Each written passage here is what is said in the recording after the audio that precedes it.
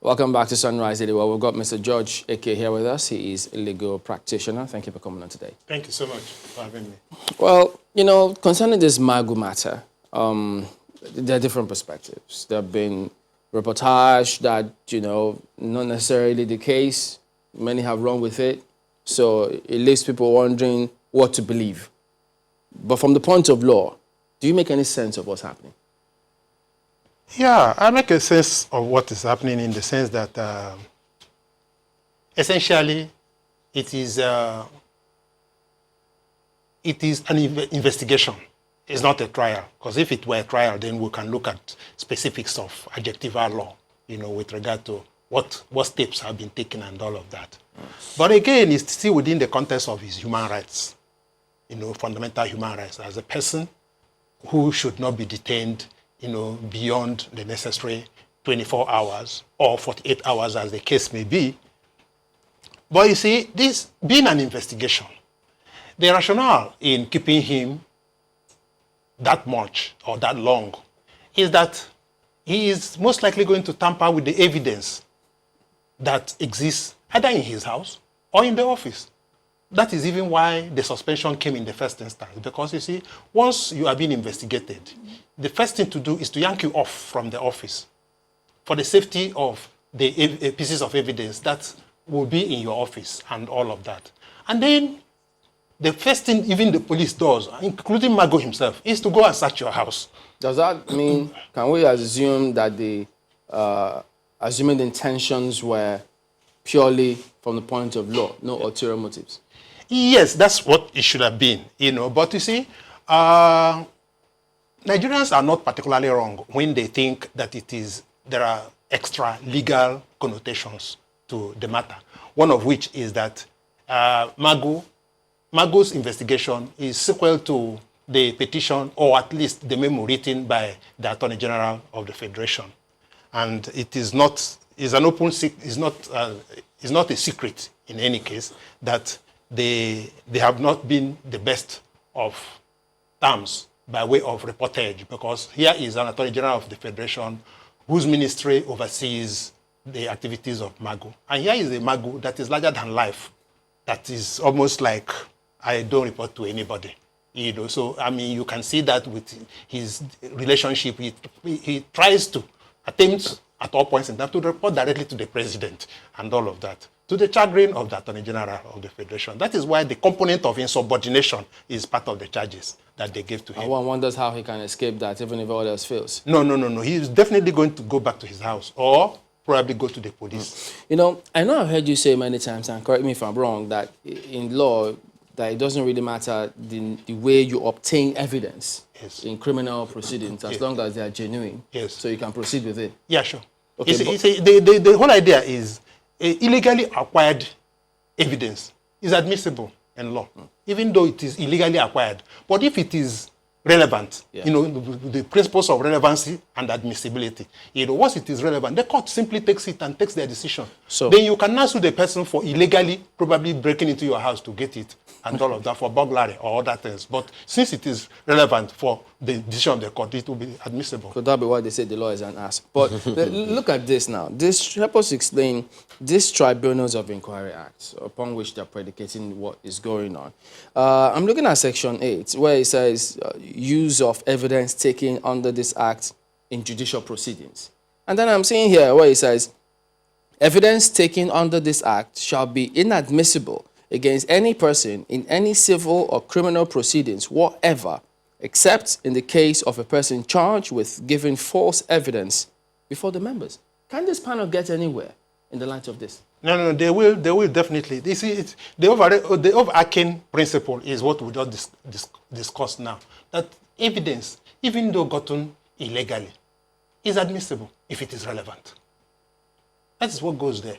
So why is it saying that the evidence taken under this act shall be inadmissible? That means whatever they extract from him, if upon his facing that panel. So if that provision of the law is in conflict with the Evidence Act, of course the Evidence Act will fall flat. Of course, will reign supreme over it.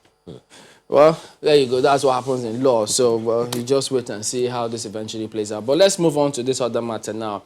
This this special programs, jobs program, which a lot of people refer to as the 774,000 job scheme that the federal government is trying to introduce. The Minister of State for Labour, Mr. Festus Keyamo, did appear before the National Assembly's Joint Committee on this matter, and everyone knows about the back and forth that went on. But the latest perspective raises concern.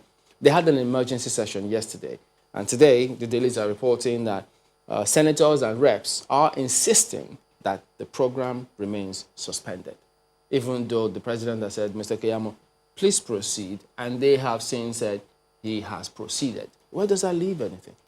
You see, there's a looming face-off, maybe for the first time between the executive and this night National Assembly. The reason is that they have been working harmoniously all the while. And this is about the first time the president is, stamping his foot down, on an issue. And let me tell you up front that I agree with the president, so that you know where I'm heading to. You see, there has been this supremacy battle. Indeed, the only way we can situate this discussion and argument properly is when we look at it, holistically, as a bigger picture of the supremacy battle, supremacy contest, or battle of wills, as it were, that has existed between the legislature and the executive. It predates Buhari. As a matter of fact, it started with President Obasanjo, and Obasanjo once in a while will stamp his feet and get assertive about it. Again, it depends on who they are dealing with. In Jonathan's time, they thought he was weak, and you now find, once in a while they try to inch into his own area. The reason is this.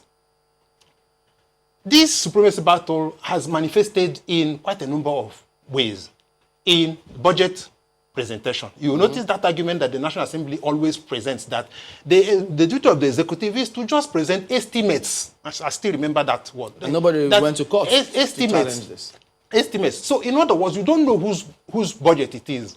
Because in certain years, when the budget passes through the panel-beating of the National Assembly, the executive hardly recognizes their budget, because it is stuffed with all manners of things. And the National Assembly says it's their power to do so.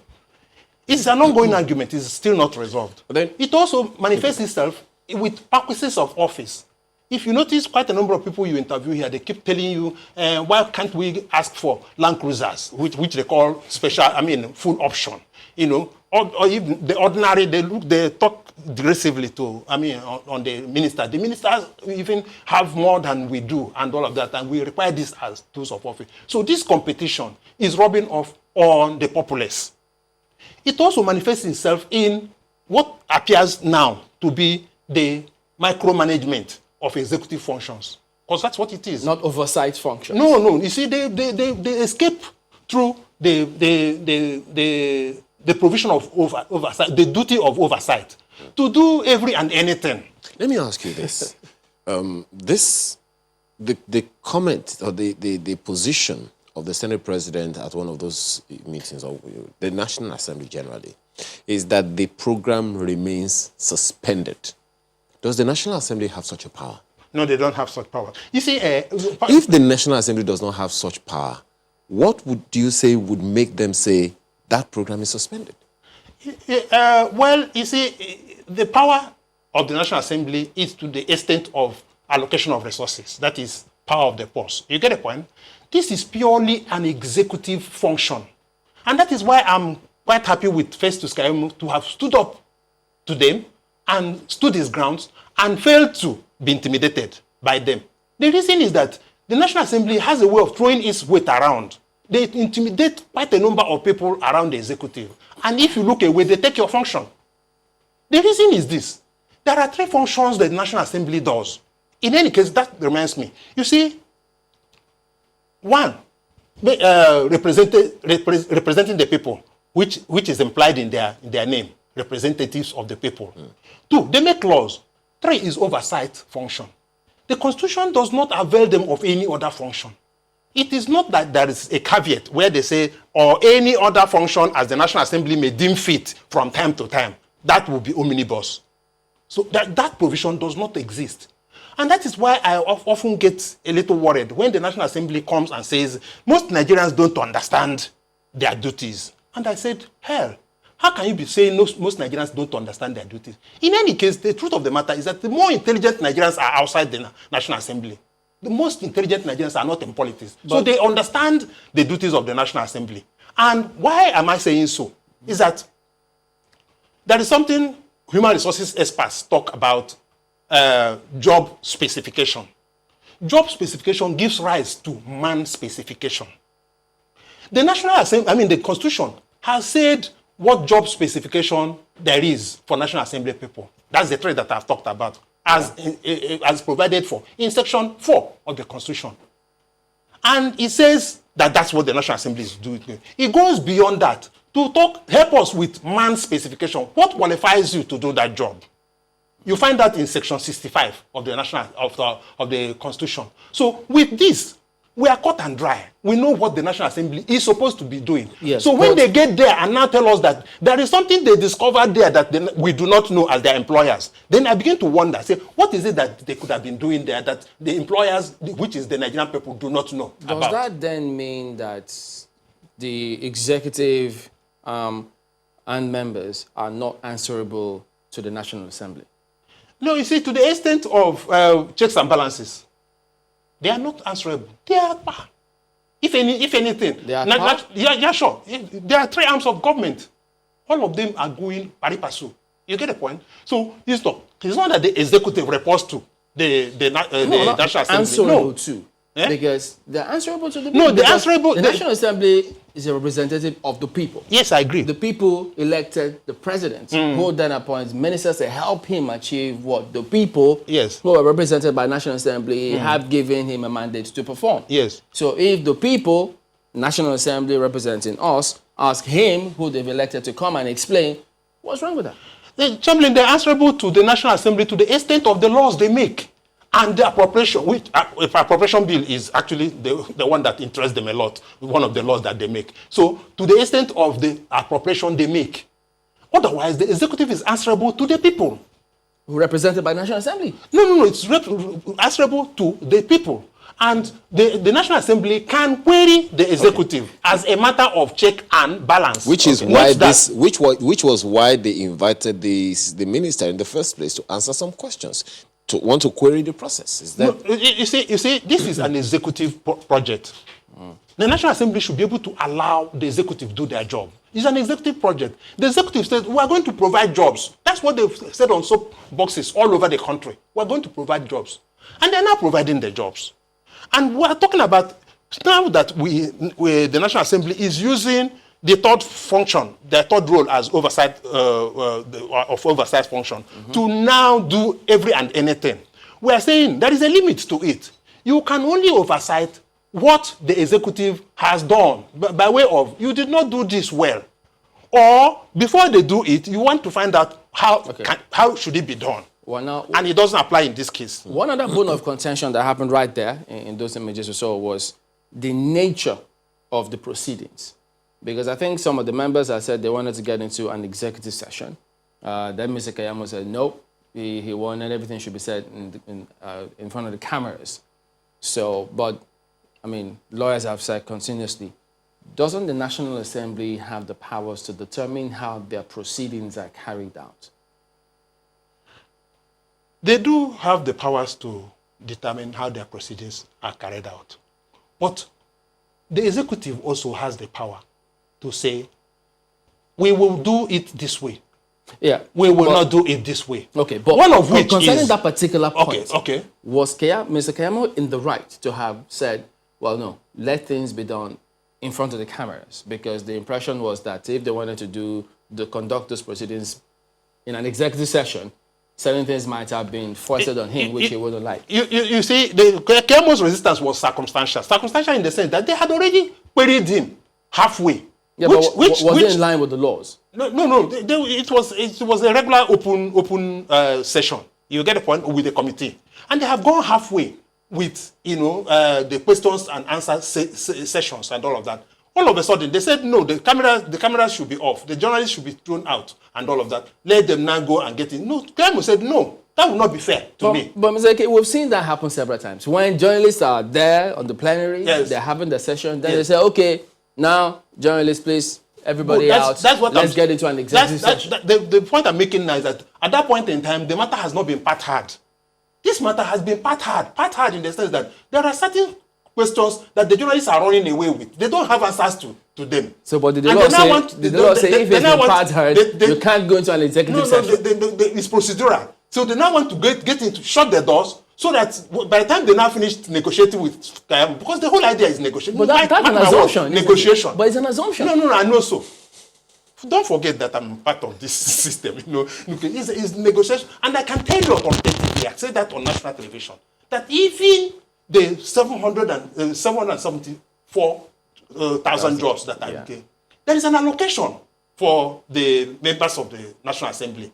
Indeed, in every local government, they have, the House of Representative people have 30 of such persons to produce. The senators have 40 of such persons to produce. They have given 50 of such persons to the governor in every local government, because every local government is supposed to produce 1,000 people. So, in other words, about 100 and something has already gone to them. So, in other words, what we are now looking at is that the National Assembly would ordinarily want to run the program themselves. No, and that's what Skemo was resisting. But what about those who then argue that Section 88 and 89 of the Constitution says, yes, the National Assembly has the powers to conduct their oversight functions and expose inefficiency and waste where need be? Good. You have just agreed with me that it is when waste has occurred. It is when inefficiency has, because there must be performance before inefficiency. So you don't see any problem. It must be when something has, an act had been done. Why wait for it to happen? Why not nip it in the bud? Perhaps that's the opinion of the National Assembly. No. In this instance, what the National Assembly is trying to do is to micromanage the executive function by way of who should take these jobs. Is it Mr. A or Mr. B and all of that? And the executive is saying, no, we will determine. And I overheard you, I think, or rather the last case, talk about people having to determine who gets a job in local government. The National Assembly must be fair to the executive. They have appointed chairmen of these programs from all the states. And those people are from those states. Those people have further gone down to appoint... Who appointed? National Assembly or the executive? The executive. Okay. Those people have gone further to appoint local government coordinators who are also members of the different local governments. So what can be more grassroots than that? Now, the part of the point I was making, in addition to Section 88 and 89, is that the National Assembly themselves also said, look, I think it was the Senate, President of the Senate who said, this budget was passed for the NDE. What is wrong in us asking, look, you presented the budget, we passed the budget for this purpose, and we are calling them in turn to answer questions concerning that particular budget which we passed for them. So wherein have they erred if they are asking questions of the NDE, who they're asking to be the executing arm or unit or agency of that project? Why does the National Assembly have to go down the ladder of reportage? But it's an NDE budget which is... That's what I'm saying. Why do they have to go down the ladder of reportage? Oftentimes, they insist that they talk to the chief executive of the... You haven't seen situations where they dismissed assistants and deputy directors, that we want to talk to the minister and all of that. And here is the minister talking on behalf of maybe one of the agencies under his control. So they determine that. And who else can so be you're more saying they authoritative? can determine that? Who The are same they way now? you say they can dismiss directors and say, no, we want to talk to this person. So what if they had chosen, as you highlighted, we want to talk to DNDE, DG, which is what they said. At the end of the day, they will be talking to managers and, assistant managers and all of that. And I'm saying what they require is information. And the information is that, what have you been able to do with regard to this and that? And that was part of why, the major reason they invited him is for him to provide such information. So if along the line, assistant directors and all of that are probably not particularly carried along, or that is his own, or probably his own style, then that is a matter of administration. And it is left for the executive. Well, the National It is Assembly... not a thing that the National Assembly should bother itself about. Well, like I told you, it is more than what to talk to an NDA and an NDA. So that's what they can tell the camera. Those stories too also said that they quoted the National Assembly saying there will be consequences if the president doesn't rescind that decision.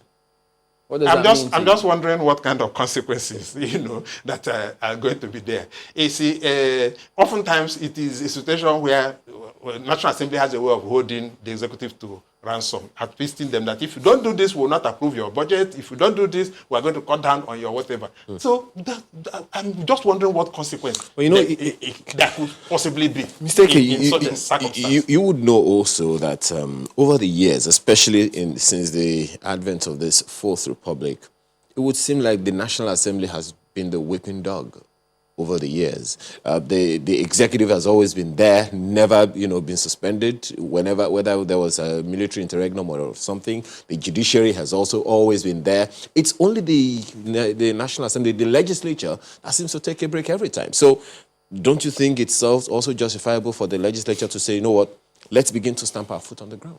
You see, they are stamping their foot on the ground, but we oftentimes, analysts like us, go beyond the foot that is being stamped to go to peep what is behind the man stamping his foot.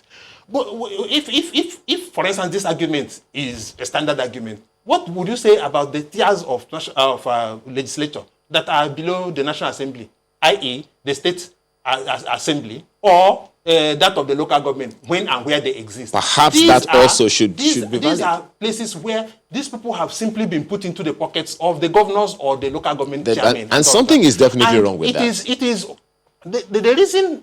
You will agree that something is wrong with that. Of course, there's everything wrong with that, So, but the reason the National Assembly is able to give the trouble they are giving, such that they are even being overbearing, from my own standpoint, is the fact that they did not emerge from the structure of a regular governor like the the state assemblies did. These other people came from all manners of places, and that is why they are like, will I say, no, they can give some resistance, and it is palpable, it is understandable, and it can be felt. When they said they were angry, I think they eventually did ask the president of the Senate to have a meeting with the president and let him know how angry they are about this matter, because they thought the only way that both agencies, both arms of government can work together and respect each other is for the executive arm to respect the resolutions of the National Assembly, which they don't think has happened here.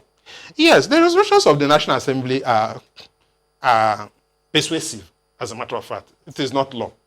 It's just, But in politics, we know it means more than sure. it is. That's when it comes to, field politics, that is counting the votes and all of that, because these are all going to, National Assembly people are going to be agents in their own constituencies. So you must take cognizance of what they say and be able to satisfy them for them to continue to work for you. You get the point? But when we now come to Abuja at the level of, executive and legislature relationship, their resolution is only persuasive. It's like, we would have liked you people to do this. It's not law. Executive will just go ahead and do what they think they should do in their own, because they are answerable to their projects. If they fail, it is the executive that we are going to Does this provide an opportunity that we are going to hold responsible for those who that criticize the leadership of the National Assembly when they say, look, you're just rubber stamp, you're puppets of the executive? Is this an opportunity for them to say, no, we are not, and we will show that we are not? Maybe this is some showmanship that is going to take place. That is why they said the leadership should go and talk with the president. But at the level, they were really angry. Sure. And they sent the president of the Senate and leadership, go tell him how angry we are. Anger is feigned in politics. There's a lot of theatrics in politics. Once in a while you cry. So where do you see when this you can't going? find tears. Where do you see this going? It's going to go the normal way. The executive. What's the normal way? The normal way is that the executive will simply do their projects. And what they are going to do is this one I told you about now, they will probably increase the number of people that the National Assembly people are going to bring. Okay, now bring 100 instead of 30. But you see, what we are seeing, like I told you, that we go beyond the scene. Festus Keyamo is saying, must you know a member of the National Assembly for you to get a job? Must you know somebody who is in politics? And must you be a member of the party? that... Because you see, with the party that is allocated to a typical National Assembly person, he simply will call his campaign, get me a list of those people, and they will start writing honorable this, honorable that, and all of that. And they will, so they cannot have everything. The Festus Keyamo is saying the Nigerian people are entitled to this. Were they asking for everything? They said we were not asking for everything. Take it from me how this thing in is fact, going they to said resolve. that somebody somewhere was working for somebody else. In fact, they thought that Ms. Keyamo was working in cahoots with somebody else. Okay. That allegation it was on the air as well. Yeah, on sure. tape. Some of those things are things of blackmail. You get the point. To be able Okay, to so get there you go. Some insights into how politics plays itself out. Well, thank you very much indeed for coming on this morning, Mr. George Eke. Thank you We're so much. back in a moment. Stay with us. Well, to speak about the plans of the federal government to fund the MSMEs and jumpstart the economy all over again, we have the Special Assistant to the President on MSMEs, Tola Adekunle Johnson. Thank you so much for joining us this morning. Perhaps some education would be in order to begin with. So there is the Economic Sustainability Committee working on the National Economic Sustainability Plan. Could you give us a little bit of a background, and then this 2.3 trillion naira, how are we going to access it? All right. Good morning to your team. The first thing was that pre-COVID, we had an approved budget initially that had been approved. But we all know that immediately the lockdown was ordered by the PTF. It became imperative for us as a government to act and act very quickly. So that's why Mr. President graciously set up the Economic Sustainability Committee, which is headed by His Excellency, Mr. Vice President. Now, a part of the approved plan of the Economic Sustainability Plan are some schemes for MSMEs. And two particular schemes that I'll speak about are the guaranteed trusts and guaranteed offtake guaranteed plan for the MSMEs. It's called the GOS plan. That's the guaranteed offtake scheme. What that would do is that MSMEs across the country who are able to produce things like face masks, maybe hand sanitizers, because these have become essential commodities now, and it looks like face masks, hand sanitizers will be with us for a bit. So they will be encouraged to manufacture and produce all of those materials.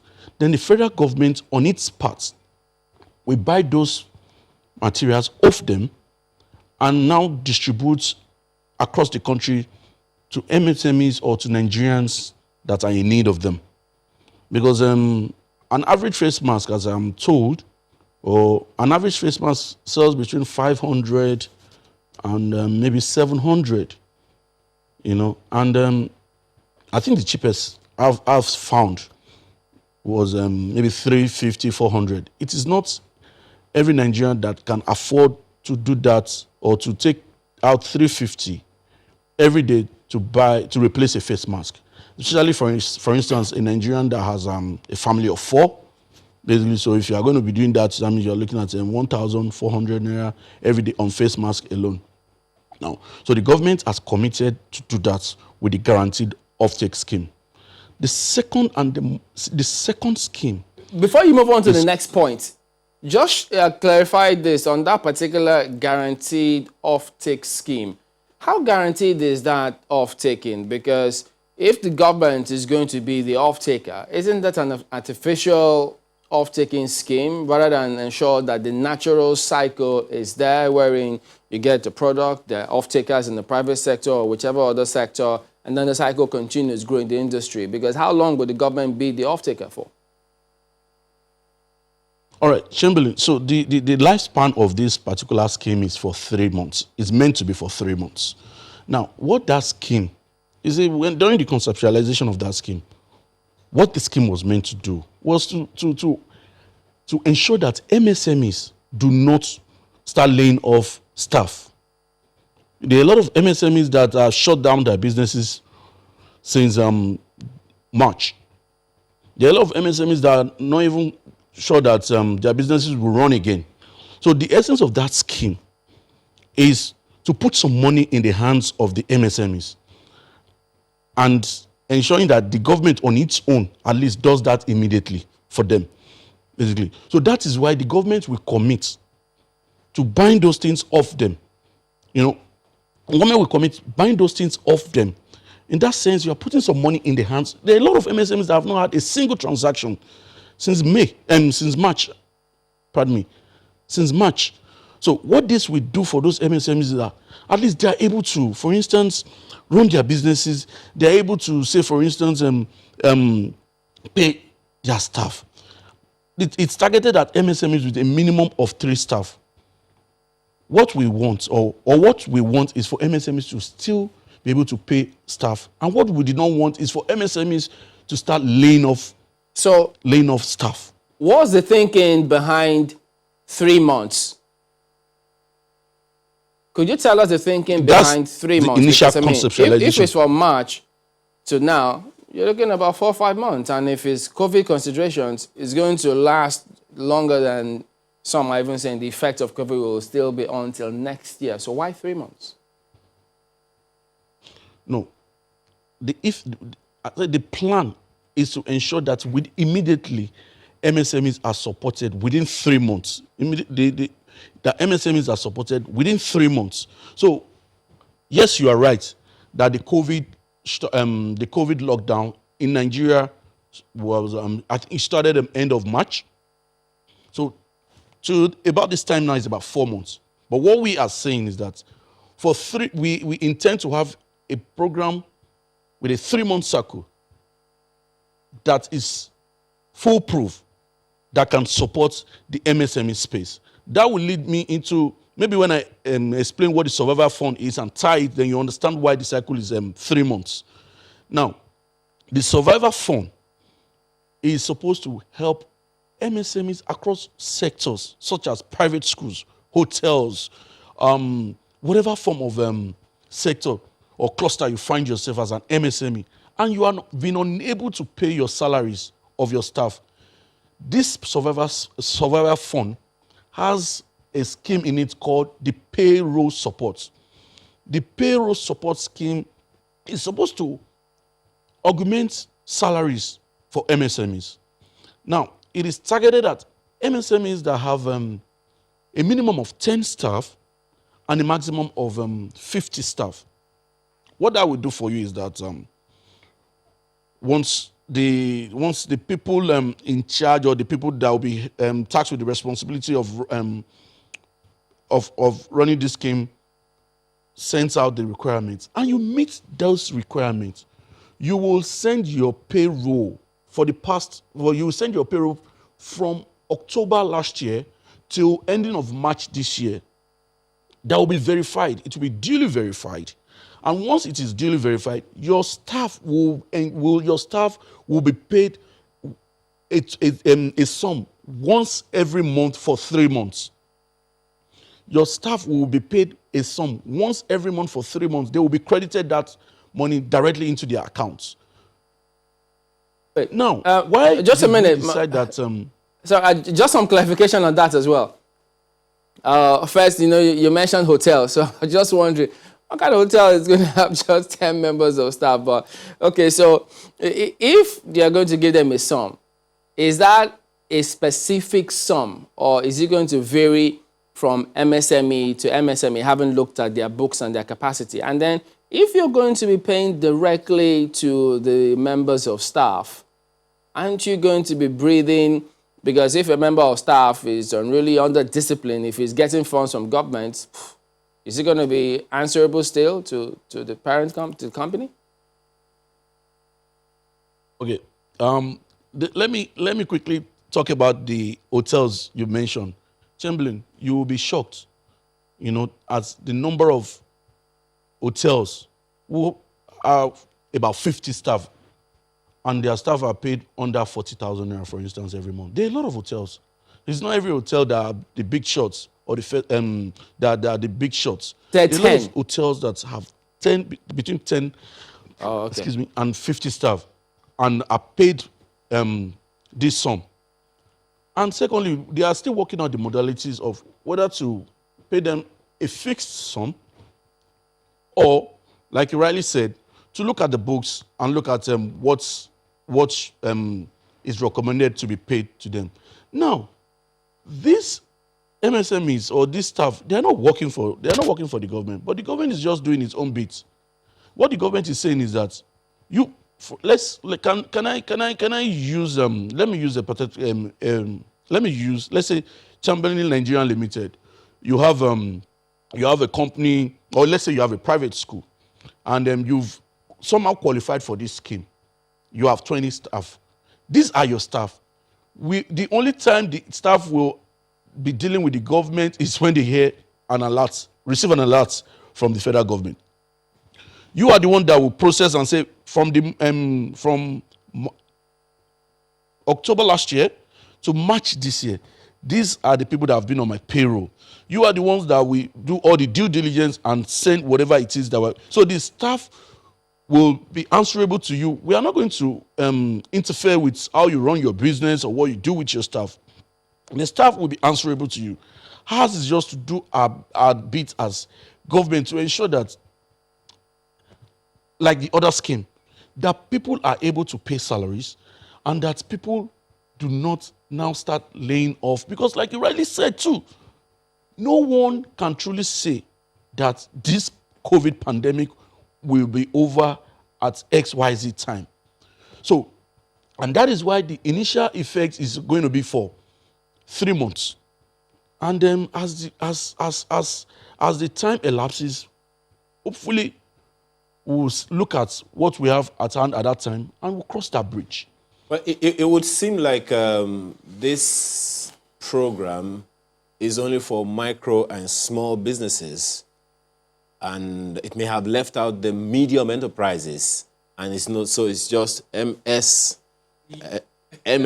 and not MSMEs, because medium enterprises are supposed to have between 50 and 199 staff.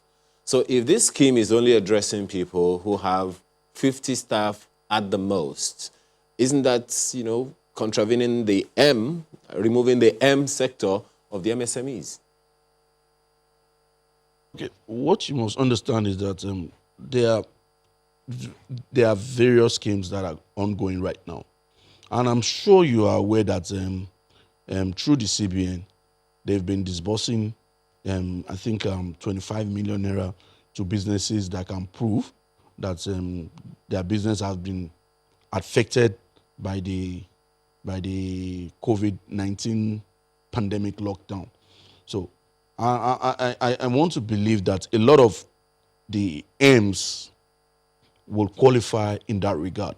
And I'm aware that there are also other schemes within the economic sustainability plan that will cater for all such sectors as well. So this particular scheme, if you notice that in the past, it is the micros that have been left out of a lot of these schemes. And you see, the last survey done by the NBS and SMEDAN on the MSME space says that we have a 41.5 million businesses in Nigeria. 41.5 million.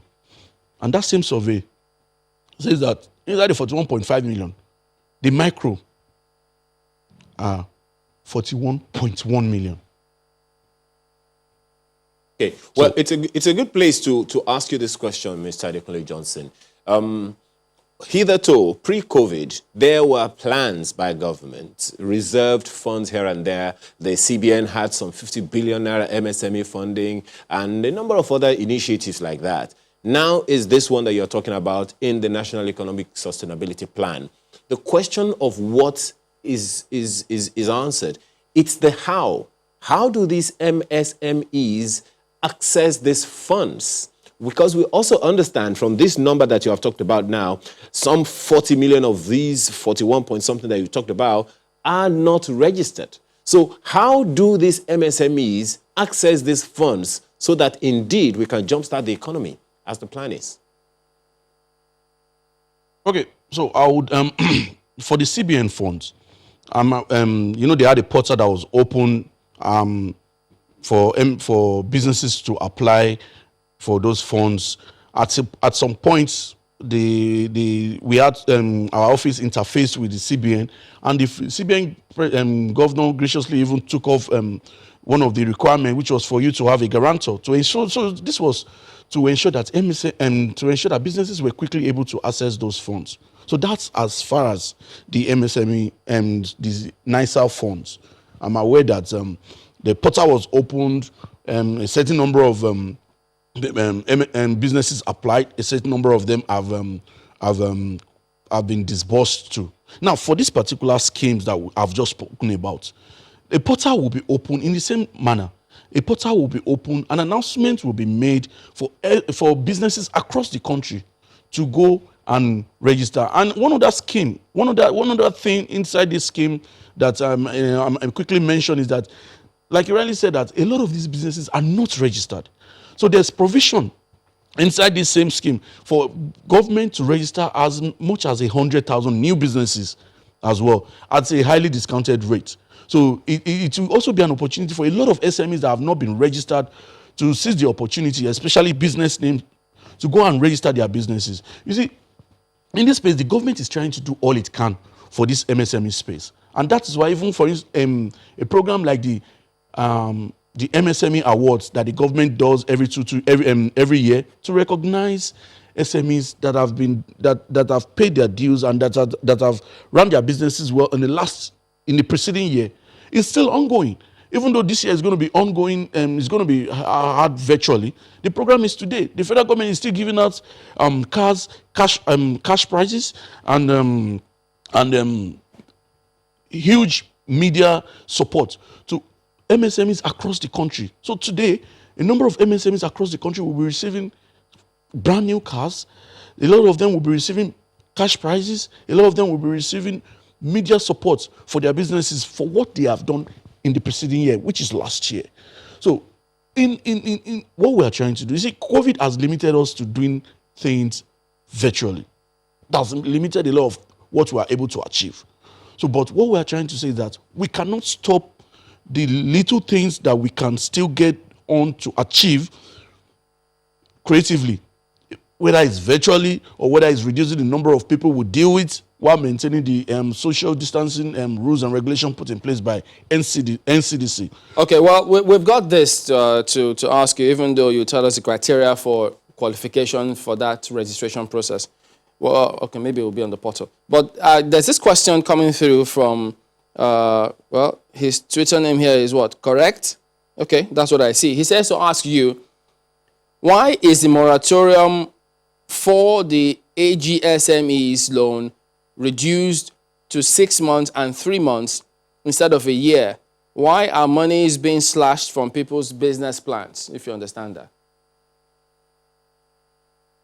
I get that correct. And we are actually having a discussion with the management of NISA. And in some cases, the CBN itself has had to intervene. And I want to believe what that person is asking is, because we've had cases of people that will apply for a certain sum. Say, for instance, you apply for a certain sum. Let's use 5 million for the purpose of this our meeting. That you apply for 5 million naira business support loan. And I believe that whether it's NISA, whether it's CBN, will have their own review team that will holistically look at your business plan and tell you that this is what they think you need at this point in time as for your business. So I want to believe that that's what that person is writing to inquire about. I believe that they would have a team that will review whatever it is that you have submitted as a bankable business plan, and they will tell you that, okay, based on the information we have gathered from you, this is what we think will suffice for your business at the moment. However, you might come for more. I want to believe that is the case. You know, I do not have the full information, but I want to believe that is the case. But we'll engage further on that after the program. Then secondly, I'm able to give you some of the criteria required for either the survivor fund or the guaranteed uptake scheme. It is simple. Just number one, the sponsor of the sponsor of any application should have a BVN. First things first, no application will be treated without a BVN. because that is what they plan to use to track those that really use the funds for whatever it is that they say they are going to use it for. So no application will be treated without a BVN. Your business must be fully registered. You must have like a TIN number. You must have like a TIN number. Then your number of staff.